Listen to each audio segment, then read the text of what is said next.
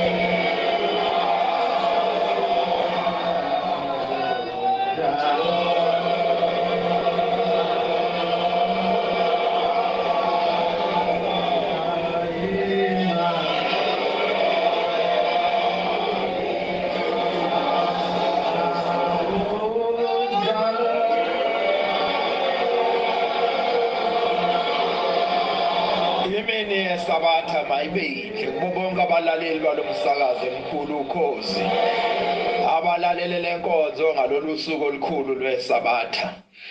Ma-Afrika mahle ngithunywe inkosi yamaNazaretha ukuba ke ngethule lenkonzo. Ngicela ke sedlule encwadini yabaseRoma esishagalombili ivesi lama-35 nevesi lama-37. Ngubani ozakusahlukanisa nothando lukaKristu na?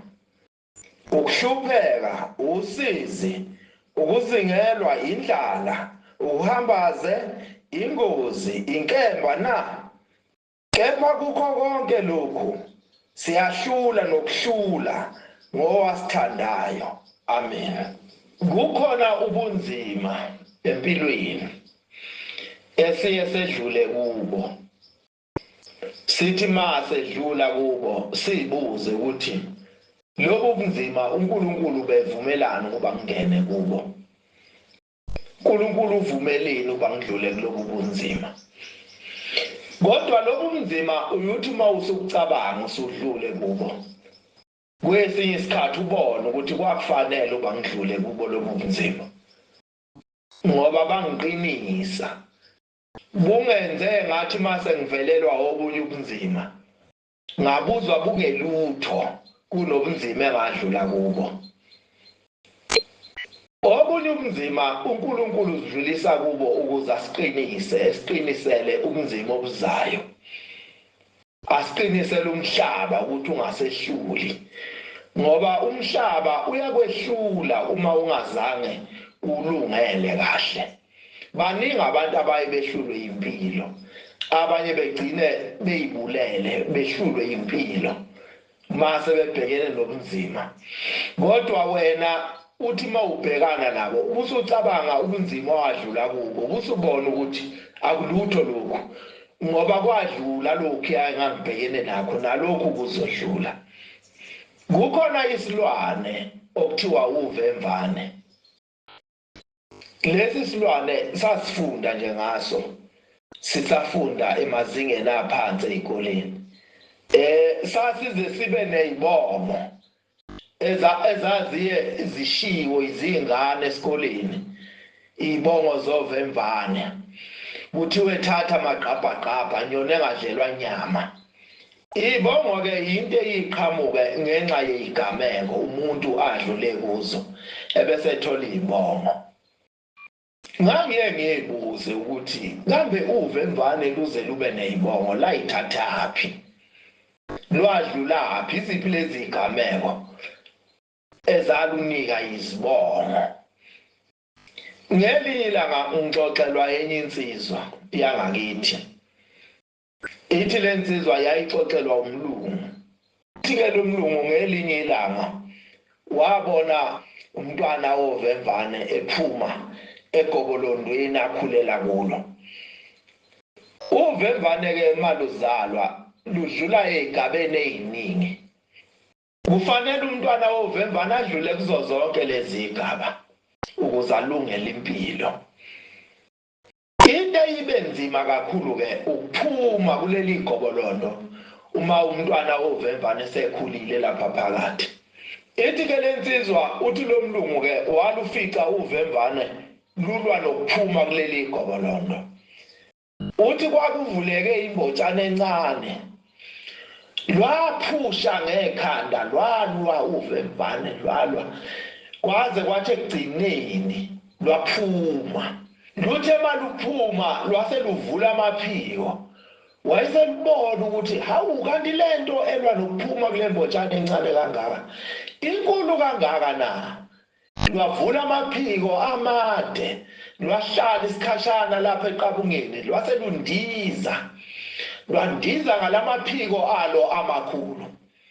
Wayesethatha isinqumo sokuthi ngelinye ilanga uma ngiphinda ngilufica uvemvane lubhekene nale nkinga ngiyolekelela ukuze lukwazi ukuphuma kule nkinga yalo. Uthi ngempela-ke ngelinye ilanga walubona futhi uvemvane lulwa nokuphuma la kuleli gobolondo. Wayesethatha uthi eseyivula imbotshana le encane olulwa nokuphuma ngayo. Wayivula lwase luphuma uvemvane. Lolu uvemvane lwathi maluphuma lwaqathakela phansi.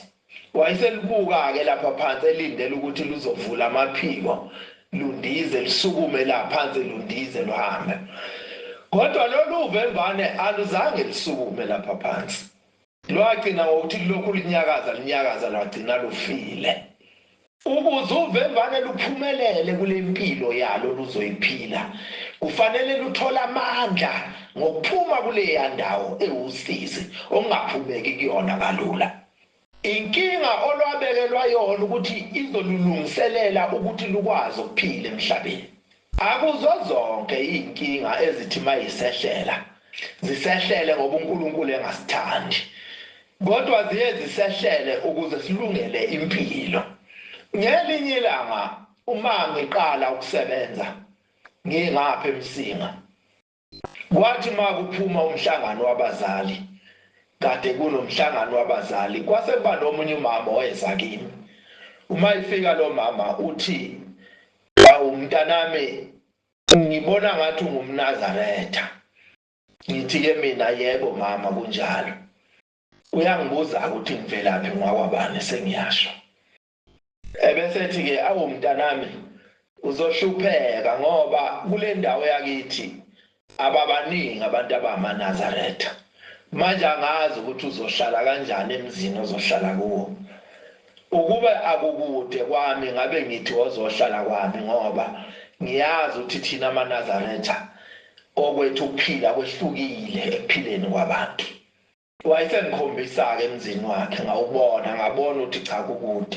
Ngithi-ke mina, "Cha mama, kulungile ngobona, kodwa uma ngigcina ngingatholi la ngizohlala khona kahle noma kukude kwakho ngiyoza." Sekuthi ngelinye ilanga ngase ngihamba ngibavakashela kulo muzi. Uma sesixoxa-ke nalo mama useyangixoxela. Uthi-ke lo mama, thina sahambelwa abazali sibancane nezingane zakwethu. Uthi kwaqale kwahamba ubaba wethu walahleka nje. Sangamazi ukuthi ushonephi. Sagcina sithola-ke ukuthi wabulawa izigebengu zamlahla ehlathini. Saze sisala nomama. Uthi sahlupheka kakhulu. Uthi kulokhu kuhlupheka esasenakho umama wagcina ebona ukuthi fanele ayofuna umsebenzi. Wayesehamba-ke uyofuna umsebenzi. nakho kwathatha isikhathi eside kakhulu engawuthuli. Uthi kwathi ngokuhamba kwesikhathi umama wayesehlatshwa ukugula. Kwahamba kwamnqoba lokhu kugula. Wangabe sakwazi ukuqhubeka nokusebenza. Uthi wagula umama isikhathi eside. Uthi ngelinye ilanga wangibiza umama. Kwakuyimina engimdadlana kubantwana bakwethu. Uthi wayesengibiza ngegama esethi intombi yesifungo. Ngiyagula mntanami. Uthi ngase ngimbheka ngoba umama wayengitshela ngento engiyaziyo ukuthi uyagula. Uthi ngase ngimbheka. Uthi umama wayengeze ngakhala ekhalisa ubuhlungu bokugula kwakhe. Uthi kodwa ngaleli langa ngathi mangimbheka ngathola ukuthi uyakhala. Uthi nami ngase ngikhala. Uthi wayeselula isandla esesibhekisa ngakibi. Nami ngase ngelula isandla sengibamba isandla sakhe. Wayesethi mntanami odokotela bathe ngeke ngisinde kulokhu kugula okungiphethe. Uthi ngase ngimbheka umama. Ngathola ukuthi ucimezile kodwa kwehla inyembezi. Wayesethi mntanami uze wazi ukuthi mangihambe emhlabeni laba bantwana bakwenu ngibashiya kuwe. Anginayo omunye umuntu engabashiya kuye. Nawe uyazi ukuthi uyihlo wahamba kudala emhlabeni. Anginayo omunye umuntu engabashiya kuye. Ngibashiya kuwe. Uthi ngambheka umama. Wayesethi mntanami bayokhuliswa uwe noNkulunkulu. Ungakhohlwa mntanami uNkulunkulu. uNkulunkulu ohlale khona njalo eduze kwenu. Noma ngahamba mina kodwa uNkulunkulu ngeke ahambe. Uyohlala nani ngaso sonke isikhathi. Ungamkhohlwa mntanami. Ngacimeza ngakhala zehla inyembezi. Elokho engibambile umama. Wayesethi mntanami noma ngabe kufanele ungene odakeni ukuze ukhulise labantwana bakwenu. Wongena mntanami. Uyothi uma uphuma kulelo daka uNkulunkulu wasekuphakameni uyogeza unayo insipho. Uyogeza mntanami akususe lelo daka futhi akayubhala sono kuwe. Uthi umama ngambona ngalelo langa ukuthi wayenosizo olukhulu kakhulu. Uthi ngampela ke emva kwalokho akuphelanga isikhathi wahamba umama emhlabeni. Uthi ke kwaduma ikhanda mntanami ngangazi ukuthi ngizoyithini lento ngoba sizingane sonke la ekhaya. Kunezihlobo zethu ezadeze silethele ukudla. Kwahamba zakhathala lezi zihlobo. Sangabe sisanakwa umuntu nje. Uthi ngase ngibona ukuthi sesifikile lesikhathi esashiwo umama. Kodwa ngangingazi ukuthi ngizophuma ngibhekephi ngoba ngangiyintombazane nje yasemakhaya. Uthi ngabe sengicabanga umngani wami engangimjwayele engangimazi ukuthi uyasebenza uyingane naye. Ngase ngicabanga ukuthi mhlawumbe mangingakhuluma naye angakwazi ukungitholela umsebenzi. Ngase ngiya kuyena sengixoxa naye saxoxa kakhulu. Uthi lo mngani wami wayengeze ngangitshela ukuthi usebenzaphi. Ngangithi mangimbuza athi ngisebenza endaweni ethile. Ngithi wenza umsebenzi muni ethi ngenza umsebenzi othile. Uthi kodwa ngaleli langa wathi mayezwa ukuthi ngiyambelesela ngithi akangifunele umsebenzi akangifake lapha esebenza khona. Wayesengixoxela ukuthi wenza umsebenzi muni. Ngashawa uvalo ngaqhaqhazela. Ngase ngibona ukuthi mina ngeke ungilungele lo msebenzi wakhe ngoba mina ngiyintombi yomNazaretha. Ngase ngikhumbula amazwi eNkosi mayithi ningabi nabangane abangakholwa ngoba bazonifundisa izinto ezingenziwa lapha eNazaretha. Uthi ngangiye ngicabange ubusuku bonke ngangimbona lo mngani wami uthi imali akayisweli unayo.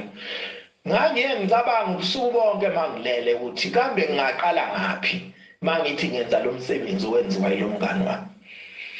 Uthi ngoba lapha ephakameni inkosi yamaNazaretha iye isibize singamakhosazana ihlale phansi nathi. Uthi ngelinye ilanga yavula isihlabelelo u92. Yathi akafunde omunye lesihlabelelo. Uthi yayisiphakame inkosazana isifunda. Uthi ke lesi sihlabelelo sinamavesi nje amabili mntanami. Uthi angikaze ngisikhohle lesihlabelelo. Namhlanje ngisasikhumbula. sithi ke lesihlabelelo ngiyosila nginethemba ngiyintombi yomNazaretha angiyukwesaba lutho ngoba mina ngiphelele nathi siyakwethemba nayizolo besikwethemba nanamhla siyakwethemba nakusasa siyokwethemba amen. Uthi ke yayisithi inkosi niyezwa yini ukuthi lesihlabelelo sikhuluma nani? Uthi sathi baba siyezwa.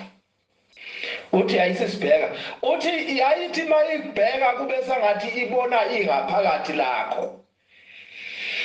Uthi yayisithi obenu bungcwele buhlele ebuntombini benu. uNkulunkulu wenu useduze kakhulu kwenu. Uthi kodwa into emsondeza kini ubungcwele benu obuhleli ekuyiphatheni kwenu obuhleli ekugcineni kwenu ubuntombi benu. Uthi yayijwayeleke ukuthi mayikhuluma nathi sixoxele ngendaba yentombi kaJafete nesibindi sayo nokugcina kwayo ubuntombi bayo. Uthi yayithi mayikhuluma nathi inkosi yamaNazaretha ibisithi uma lapha phakathi kwenu kukhona yedwa osewazona ubuntombi bakhe angabe sangena emgidini, angabe sagida, angabe futhi aseyembatha nenantsuka yamakhosazana akoya kumphatho intombi afika ambikele ukuthi yena usewazona ebese ngayembathi nansuka angabe sangena futhi emgidini wamakhosazana. Uthi ke yayithi mayikhuluma le ndaba inkosi wonke umuntu aqhaqhazele ayifune ukuthi kambe inkosi uma ngingabhekana naleyo nto ngelinye ilanga ngingambhekela ubani. Uthi ke kwaphela inyanga yonke ngicabanga ngingabulala ubuthongo ngicabanga lento. Ngihlabelele ngithi Nkosi yamukela ithemba lami nakho sengiguqe phambi kwakho. Uthi ke ngangiye ngazi ukuthi uNkulunkulu uyangizwa ngoba umama wathi noma ehamba yena kodwa uNkulunkulu uzosala nathi. Uthi ke lo mama ngathi ngingasazi kwafika umuntu kithi. Uthi ngabona kufika umuntu nje omunye ubaba engangimazi endaweni. Mayefika lo baba ngangimazi ukuthi ubaba nje omi kahle onesitolo. Wayesethi mntanami ngize kuwe ngicela usizo lwakho. Nkulelo nkosikazi ngicela uzongigadela yena. Uthi angizange ngimphendule lo baba ngavele ngahalalisa. Ngathi zinqamukile namhla izibopho ebezibopha umoya wami. Ngathi lokwenama wozani uyajabula umoya wami. Ngathi kanti mama ufanga na. Ngathi kanti uNkulunkulu wasekuphakameni uyangibona nami na.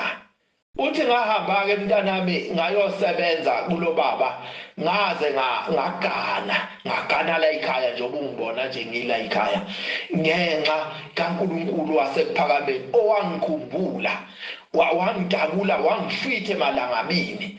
Uthi ngase ngishilo ngathi kulungile kubhubho kwenyama kodwa uqinda umoya wami.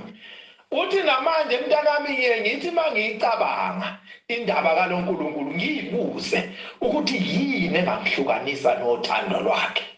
Uthi kuphi lokhu kuhlupheka okungangifikela kufike kwedlule lokhu kuhlupheke ngasho la kukho. Uthi yipi le ndlala engangihlukanisa naloNkulunkulu eyedlula le ndlala engadlula kuyo. Uyiluphi lolusizi olungangenza ebese ngilubona lwedlula usizi engadlula kulo ngihlele nezingane zakwethu. Isho njalo ke lencwadi engiyifundile ithi ubani ongasehlukanisa nothando lukaNkulunkulu esimkhonzayo. Ngaba indlala, ngaba usizi, ngaba ukuzingelwa, ngaba ukuhlupheka, kungaba yini lele ngathi mayifika ifike ikwenza ubone ukuthi kufanele ngiyeke ukukhonza uNkulunkulu. Ifike ibe namandla adlula uthando lukaKristu, adlula uthando lukaNkulunkulu esimkhonzayo. uthi verse 37 kukho konke lokhu okusihluphayo empilweni nokusihlukumezayo kodwa ekugcineni siyonqoba ekugcineni siyofana novemvane olwathi mase liphumile lwase luvula amaphiko lwandiza lwashona phezulu selundiza ngamandla olwathole kulokhu kuhlupheka odlule kukho. Sengiyabonga abantwana abahle base-Afrika inkosi ibuseni kuzwile amen.